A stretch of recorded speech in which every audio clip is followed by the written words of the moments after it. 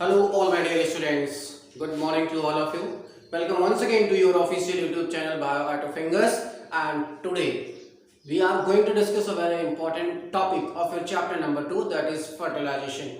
And we will also discuss about double fertilization. So today's topic is what? Fertilization and double fertilization. And we will discuss the process of fertilization step by steps. That's why you will able to understand properly. और हमें उम्मीद है आप लोग सभी लोग अच्छे होंगे और अपने घरों पे रह के इस स्टडी को और इस जर्नी को एंजॉय कर रहे होंगे। और आप सभी से एक हम्बल रिक्वेस्ट भी है कि जस्ट सब्सक्राइब द चैनल और वीडियो को आप लोग लाइक जरूर किया करें और अपने फ्रेंड्स के साथ शेयर करें जिससे उनको भी ज्यादा से ज्यादा फायदा मिले। So without wasting the time let's quickly start. बेटा स्टार्ट करते हैं fertilisation. Actually fertilisation that is also known as syngamy. आप बचपन से पढ़ते आ रहे हो, इसमें कोई नया नहीं है। क्लास ईयर से ही आपको बताया जा रहा है कि fertilisation is what? Fusion of male and female gamete that is also known as syngamy. लेकिन जितना सुनने में आसान लगता है एक्चुअली में वैसा होता नहीं है। So the fertilization of syngamy was discovered by scientist known as Strasburger in 1884। 1884 में स्ट्रासबर्गर के द्वारा खोजा गया इन मोनोट्रोपा। मोनोट्रोपा क्या है बेटा? This is what? Saprotrophic angiosperm. यानी मोनोट्रोपा की आप बात करें तो ये सैप्रोट्रॉफ होता है और किस कैटेगरी से बिलोंग करता है? एंजियोस्पर्म से बिलोंग करता है। एंड होता क्या है? अगर देखो अभी तक हमने देखा था ह्यूमंस बीइंग में, जब हमने पढ़ा था ह्यूमंस में पढ़ा था कि fusion of egg nucleus and sperm nucleus is known as what? Fertilisation. लेकिन यहाँ पे बेटा स्पर्म नहीं बनता है, यहाँ पे दो मेल गैमेट बनते हैं माइटोटिक डिवीजन के फलस्वरूप। तो यहाँ पे हम कह सकते हैं fusion of male and female gamete is known as fertilisation. यहाँ पे हम स्पर्म नहीं यूज करेंगे। So what? Fusion of egg nucleus, egg as you know present in the ovule or we have just discussed in the female gametophyte and male gamete nucleus is known as syngamy। यानी male gamete का जो nucleus है, जो दो male gamete बन रहे हैं mitotic division से, उसमें से किसी भी मेल गैमेट का फ्यूजन हो जाए एग के न्यूक्लियस से तो उसे हम कहेंगे क्या? फर्टिलाइजेशन। अब हम यहां से देखें कि कौन कौन से स्टेप्स हैं जो इन्वॉल्व होते हैं एक्चुअली फर्टिलाइजेशन प्रोसेस में। So step number 1 that is very necessary, that is known as pollen pistil interaction। So step number 1 बेटा fertilization में क्या है? Pollen pistil interaction। We have discussed in the adaptation of cross pollination that when pollen grains of same species just land on the stigma and plant is favoring cross pollination, it will not germinate।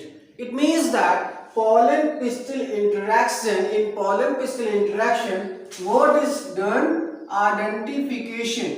यहाँ पे क्या होता है? Identification होता है किसका? pollen grains का। Identification of pollen grains। यानी पिस्टिल क्या करती है? सॉरी हाँ, pollen pistil interaction में बेटा क्या होता है? आप सभी को पता होना चाहिए कि पोलन ग्रेन्स आता है स्टिग्मा पे लैंड करता है। तो पोलन पिस्टिल इंटरेक्शन में एक्चुअली होता है किसका?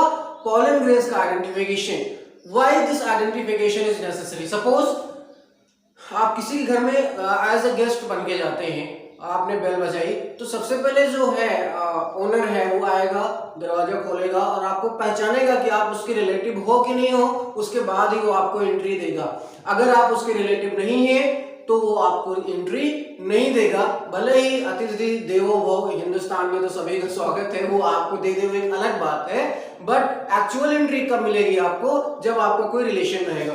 तो उसी तरह से यहाँ पे भी होता है, पोलन को पहचाना जाता है कि हमारे काम के हैं कि नहीं। अगर हमारे काम के हैं तो स्टिग्मा उसको खाना पानी देती है, अगर नहीं है तो नहीं देती है। अब आप सोचिए हमारे घर में कोई आता है तो उसको हम क्या देते हैं? पानी पिलाते हैं, कुछ खिलाने के लिए, खाने के लिए देते हैं। तो सेम उसी तरह से अगर पोलन ग्रेन आया है कहां पे? स्टिग्मा के पास, तो स्टिग्मा उसको कुछ खिलाए पिलाएगी। इट मींस दैट आगंतुक हमारे घर में आए हैं, अब वो अगर आ गए हैं तो पानी पिलाना हमारी जिम्मेदारी है।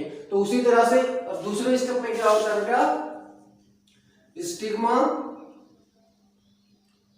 Release stigma release their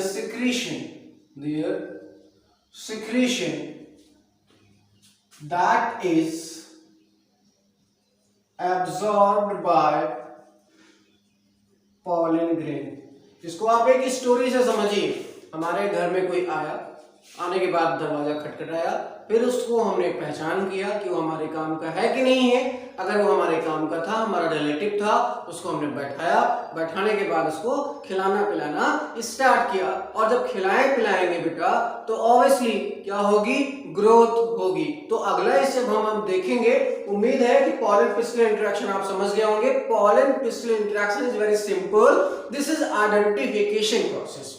and next, when pollen is just land on the stigma, now stigma will release certain kind of secretions that will contain water as well as sugar and certain proteins। अब वो protein, sugar, water किसके पास जाएगा, pollen grains के पास। Pollen grain क्या करेगा, उसको absorb करेगा और अब्सॉर्ब करने के बाद पॉलन ट्यूब को ग्रो करने का काम शुरू कर देगा।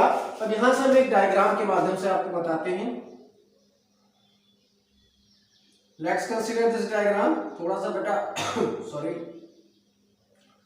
थोड़ा सा बड़ा बनाते हैं, आप आसानी से समझ सकें। This one is what, stigma. ये आपकी क्या है, स्टाइल।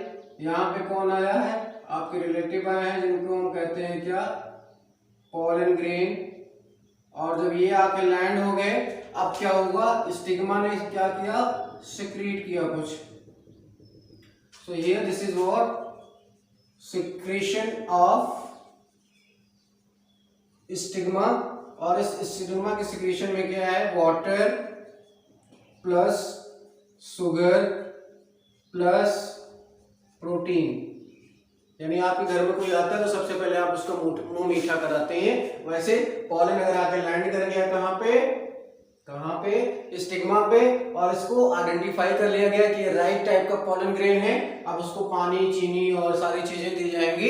अब वो खाए पिएगा और आराम से अपनी ग्रोथ करेगा। तो नेक्स्ट स्टेप हमारा क्या है बेटा, step number 3, germination of pollen grains and emerging of pollen tube। यानी पॉलन ग्रेन्स जो भी यहां से सिक्रीट हुआ था उसको एब्जॉर्ब करेगा। एब्जॉर्ब करने के बाद क्या होगा, जर्मिनेशन होगा। तो stigma release their secretion that is absorb by pollen grains. जैसे ही पॉलन ग्रेन ने बेटा एब्सॉर्ब किया, वो क्या करेगा, जर्मिनेशन स्टार्ट करेगा। जर्मिनेशन स्टार्ट होगा तो क्या बनेगी, पॉलन ट्यूब। यहां पर दो कंडीशन होती है, इफ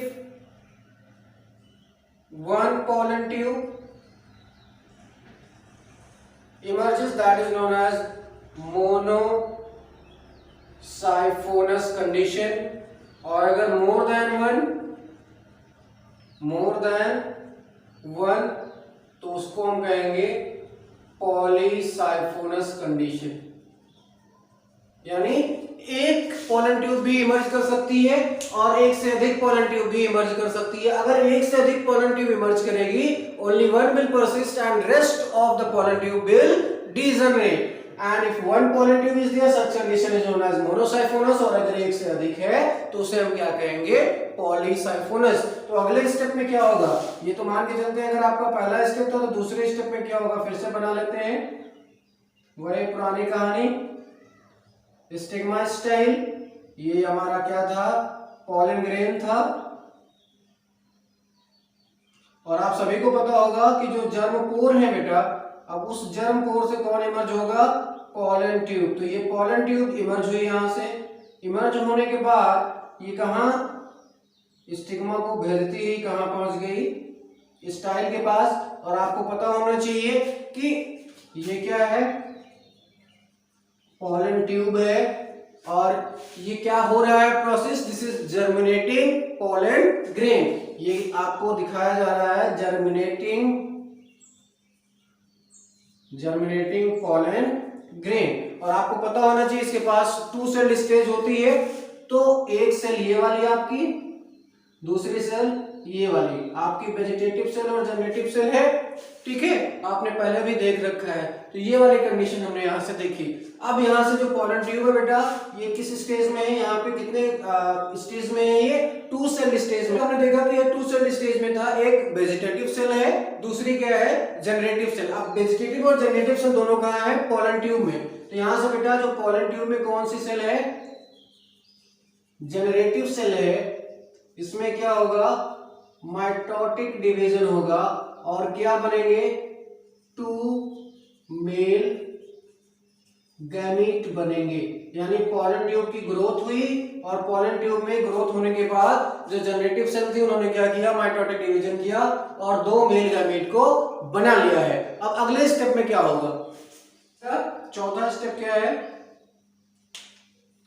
चौथा स्टेप है आपका growth of pollen tube.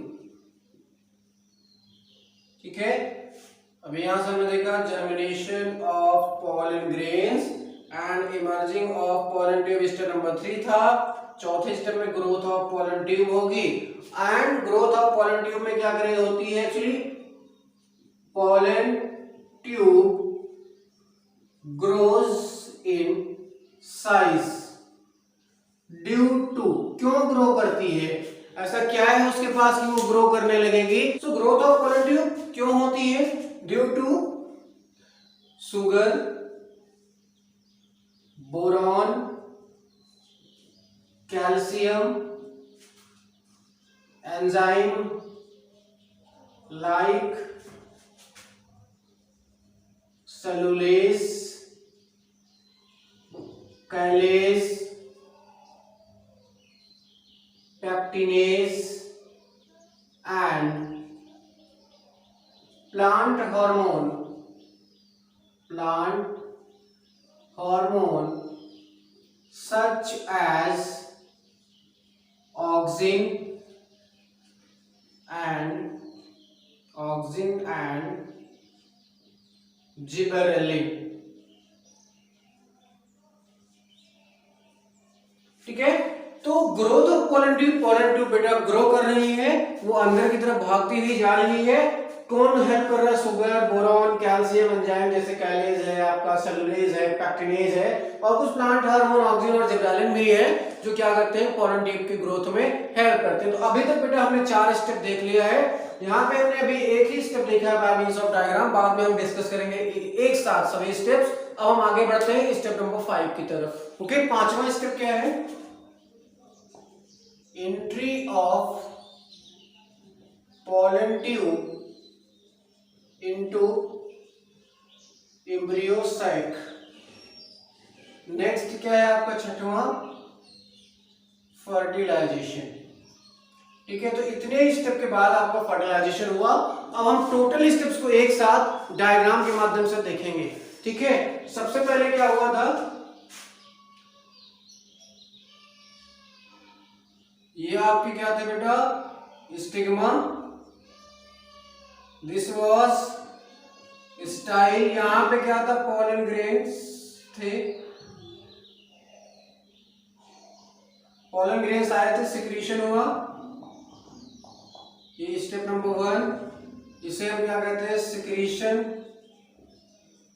Bye stigma. इसके पास क्या था, वाटर प्लस सुगर।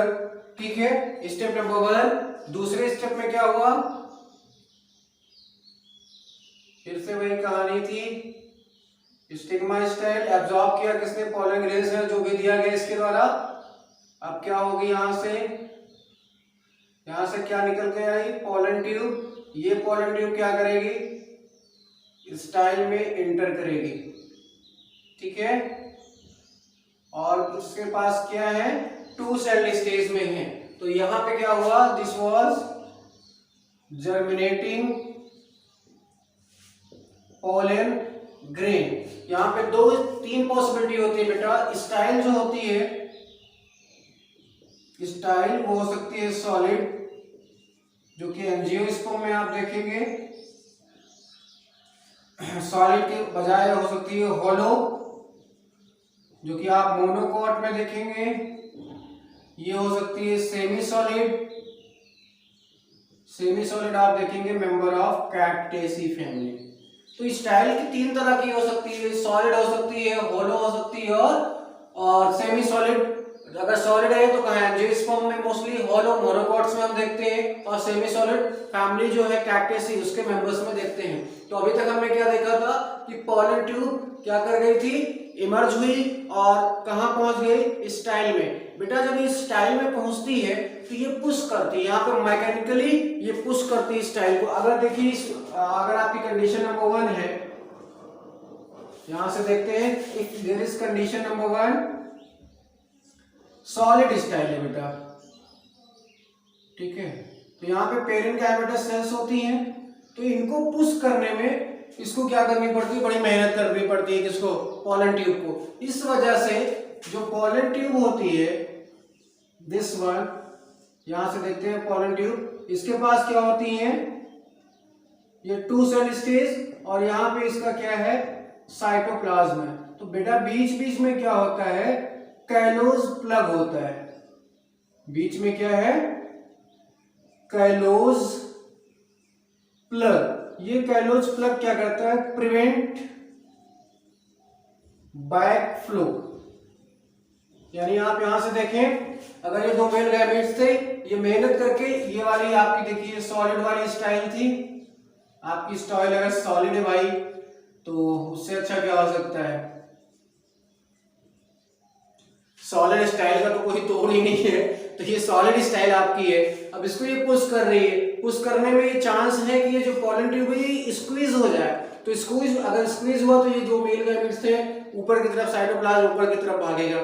तो उसको रोकने के लिए क्या है, कैलोज प्लग है। भाई साहब हम आपको आने नहीं देने, मेहनत करनी है और मेहनत करने के बाद पहाड़ तोड़ के ही आना है। तो ठीक है, वो वाली कॉन्सेप्ट है, ये खूब मेहनत करते हैं, इनको पीछे नहीं हटने देना है। पीछे आओगे तो फिर मरोगे, आगे जाओगे तो जो भी करना है आपको सफलता मिलेगी। आगे ही चलना है, पीछे नहीं आना है। और अगर ये कहानी खोखली वाले स्टाइल है, अंदर कुछ है ही नहीं, तो ये आराम से भाई साहब जाएंगे, अंदर पहुंच जाएंगे। तो ये तो बेटा था आपका स्टेप नंबर 2। अब स्टेप नंबर 3 में हम देखते हैं, पूरा स्टेप हम यहां से बना के आपको दिखाते हैं।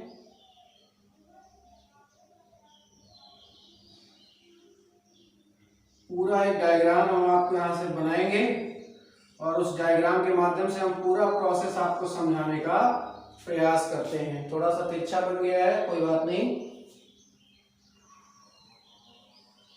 आप लोग बाकी समझदार हैं। यहाँ पे अंदर क्या होगा, ओव्यूल, और आप सभी को पता है कैसा होता है, एनाट्रोपस, ठीक है। ये अंदर क्या है, एम्ब्रियो सेल, ऊपर एंटीपोडल सेल्स, बीच में पोलर न्यूक्लियाई, यहाँ पे एग और सिनर्जिड्स, ठीक है। ये हम यहां से लेबल कर लेते हैं, स्टिग्मा, स्टाइल, ओवरी,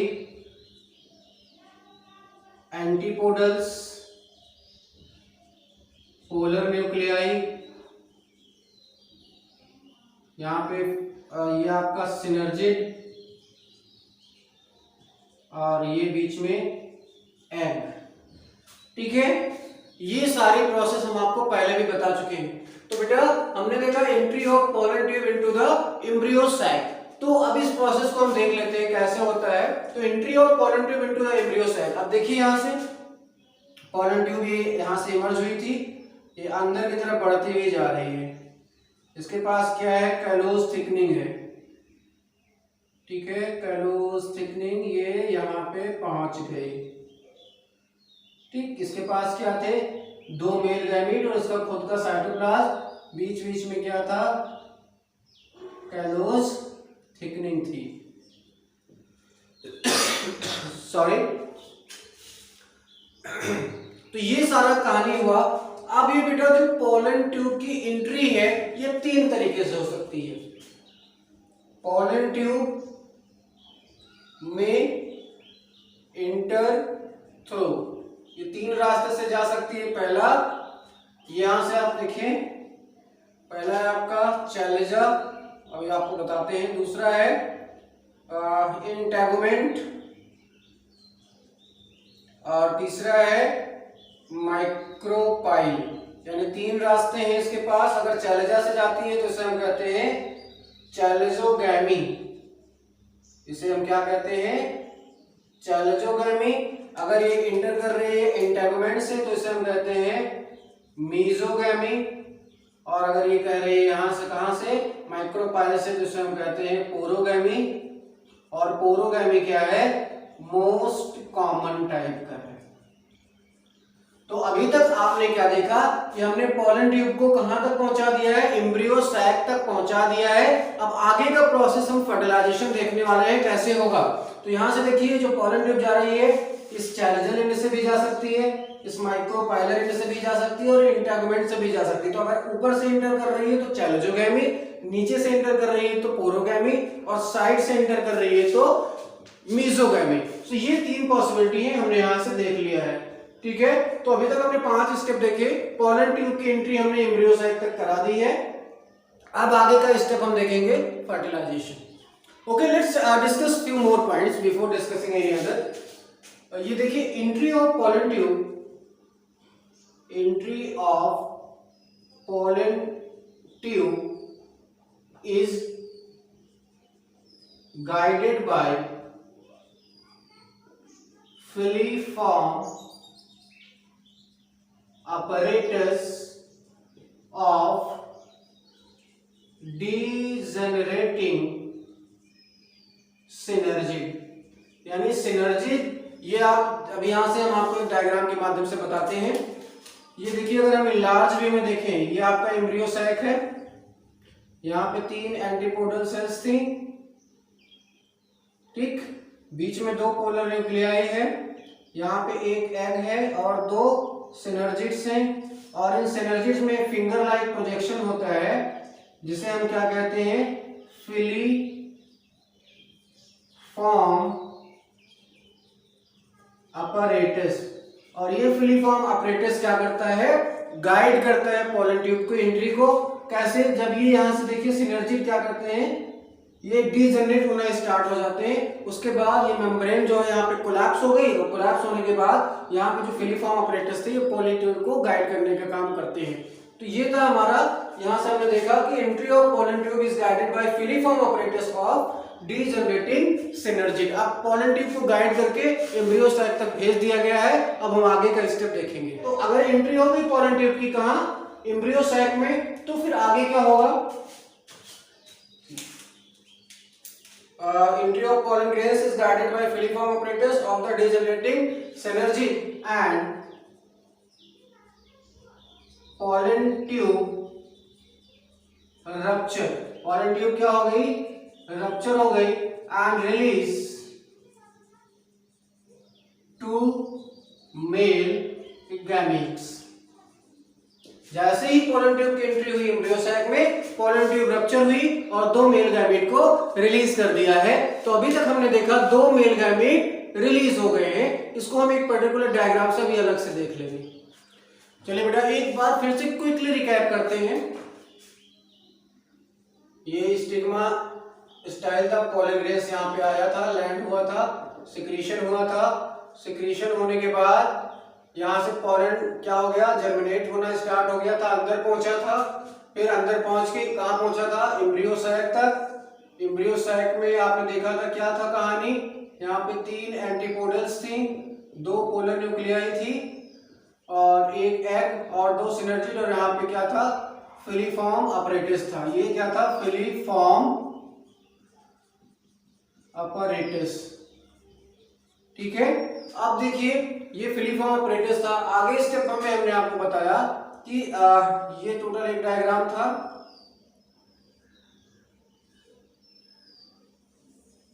ठीक है, अब यहां से ये पोलन ट्यूब यहां से बना लेते हैं बेटा। ये ओव्यूल है आपका, ये अंदर आपके कौन से थे? एम्ब्रियो सैक था, वहां पुरानी वाली ही कहानी है, ऊपर वाली ही। ठीक है, अब यहां से जो पोलन ट्यूब थी वो कहां पहुंच गई? यहां से देखिए, यहां पे ये आ गई है, ये यहां पे आ चुकी है और आने के बाद ये क्या हो चुकी है, फट चुकी है, और फटने के बाद क्या रिलीज किया है इसने, 2 मेल गैमेट। तो अब हम यहाँ तक पढ़ चुके हैं। अब हमारा अगला स्टेप क्या है, फर्टिलाइजेशन। देखते हैं नेक्स्ट, फर्टिलाइजेशन। फर्टिलाइजेशन में क्या हुआ, अभी तक हमने क्या देखा, 2 मेल गैमेट बने। तो first male gamete plus egg, इसे आप कहते हैं क्या, फर्टिलाइजेशन या syngamy.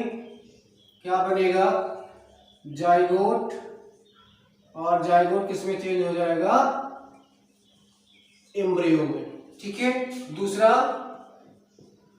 Second male gamete plus polar nuclei, कितनी, 2 पोलर न्यूक्लियाई, क्या कहते हैं, ट्रिपल फ्यूजन। ये क्या था, male gamete, haploid egg, haploid zygote, diploid. ठीक है, ट्रिपल फ्यूजन हुआ। ये आपका मेल गैमेट यहां से क्या था, हैप्लॉइड, ये क्या है, n प्लस n, यहाँ पे क्या बनेगा, प्राइमरी एंडोस्पर्मिक न्यूक्लियस, जो कि क्या होगा, 3n होगा। ठीक है, 3n, यानी ये कैसा है, ट्रिप्लॉइड है। इसे हम क्या कहते हैं, प्राइमरी एंडोस्पर्म न्यूक्लियस, जो बाद में क्या बनाता है, एंडोस्पर्म। और एंडोस्पर्म क्या करता है, नरिशमेंट ऑफ एम्ब्रियो। ठीक है, यहां से हमने देखा था जाइगोट से एम्ब्रियो बना था, इसको नरिश कौन करेगा, ये आपका एंडोस्पर्म करेगा। एंडोस्पर्म अभी हम बाद में देखेंगे कितने टाइप के होते हैं। ठीक है, तो ये टोटल आपका क्या है, प्रोसेस ऑफ फर्टिलाइजेशन। एंड एक लास्ट आपको बताते हैं, syngamy plus triple fusion is equal to double fertilisation. यानी अगर आप देखें सिनगैमी और ट्रिपल फ्यूजन को एक साथ, तो वो क्या है, डबल फर्टिलाइजेशन है। एक बार आप डायग्राम से देख लीजिए, डायग्राम से क्या हुआ, थोड़ा सा बड़ा बनाते हैं, आपको समझ में आ जाए। ठीक है, पॉलन अब यहां से बना लेते हैं ओव्यूल को भी।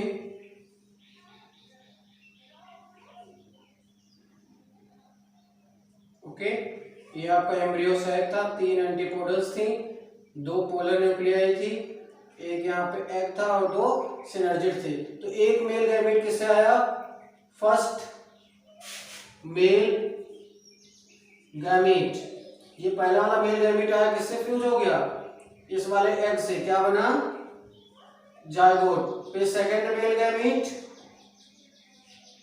सेकेंड मेल गैमेट का क्या हुआ, सेकेंड मेल गैमेट किससे फ्यूज हुआ, इस 2 पोलर न्यूक्लियाई से, क्या बना, PEN से क्या बनेगा, इंडोस्पर्म, और इंडोस्पर्म और ये जाइगोट से क्या बनेगा, एम्ब्रियो। एंटीपोडल का क्या होगा, ये क्या हो जाएंगी, डीजनरेट। सिनर्जिड क्या हो जाएंगे,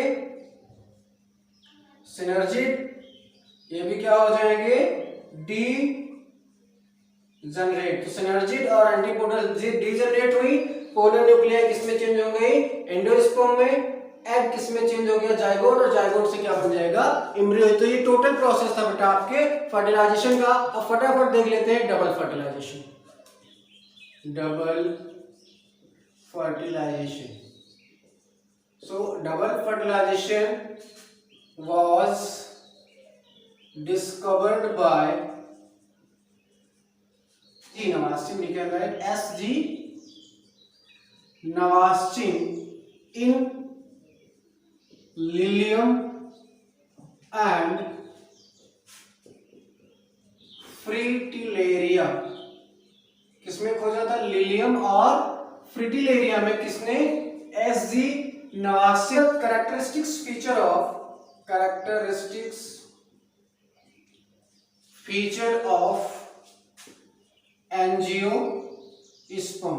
यानी सबसे पहले एस.जी. नवासी ने लिलियम ऑफ फ्रिटिलेरिया में डबल फर्टिलाइजेशन को खोजा, जो कि कैरेक्टरिस्टिक्स फीचर है किसका, एंजियोस्पर्म का, and syngamy together with triple fusion, syngamy together with triple fusion is known as double fertilization, is known as double fertilization। ये बेटा दुनिया का सबसे इंपॉर्टेंट क्वेश्चन है आपके बोर्ड और कॉम्पिटिटिव एग्जामिनेशन के लिए, आपको याद रखना है। पहला तो यही पूछा जाता है किसने डिस्कवर किया, दूसरा कहां डिस्कवर किया, और तीसरा है क्या। तो सिनगैमी और ट्रिपल फ्यूजन को अगर हम एक साथ कंबाइन कर लें तो उसे हम क्या कहते हैं, डबल फर्टिलाइजेशन कहते हैं। कैसे, हमने आपको पहले भी बताया कि जो आपका फर्स्ट मेल गैमीट था, फर्स्ट मेल गैमीट उसने किससे फ्यूज किया, एग से, और क्या बनाया, जाइगोट। इसको आप क्या कहोगे, सिनगैमी। दूसरा हमने आपको बताया सेकेंड मेल गैमीट किससे फ्यूज हुआ, टू पोलर न्यूक्लियाई से। आपने क्या बनाया था, इससे क्या कहा था, ट्रिपल फ्यूजन। क्यों, क्योंकि यहाँ पे n+n दो न्यूक्लियाई है, तो एक के पास n, दूसरे के पास भी n, और यहाँ पे भी क्या था, n, तो क्या बना था, पेन, प्राइमरी एंडोस्पर्मिक न्यूक्लियस, जो बाद में क्या बना रहा था, एंडोस्पर्म, और इस जाइगोट से क्या बन रहा था, एम्ब्रियो। तो एक्चुअली हम इसी प्रोसेस को कहते हैं एक साथ डबल फर्टिलाइजेशन। एक साथ इन प्रोसेस को हम क्या कहते हैं, डबल फर्टिलाइजेशन। उम्मीद है अब आप समझ गए होंगे। Okay, so this was all about for today. In the next video we will discuss about post fertilization event, in which we will discuss about the development of endosperm, types of endosperm, as well as development of embryo, यानी monocot में और dicot में कैसे होता है, सेपर्स, petals, stamens, और भी जो अलग पार्ट्स हैं उनका क्या होता है, ओवरी और ओव्यूल का क्या होता है। ये आपका नेक्स्ट पार्ट है जो कि हम आप जल्दी ही अपलोड करने वाले हैं। सो आज के लिए इतना ही। उम्मीद है आप सभी को वीडियो समझ में आया होगा, अच्छा लगा होगा। सो एक बार लाइक जरूर करें, चैनल को सब्सक्राइब जरूर करें, अपने फ्रेंड्स को भी बताएं, फ्रेंड सर्किल में भी सर्कुलेट करें, वो भी सब्सक्राइब करके फायदा उठाएं। So this is all about for today. Thank you for joining this session and have a nice day. Keep smiling. Jai Hind.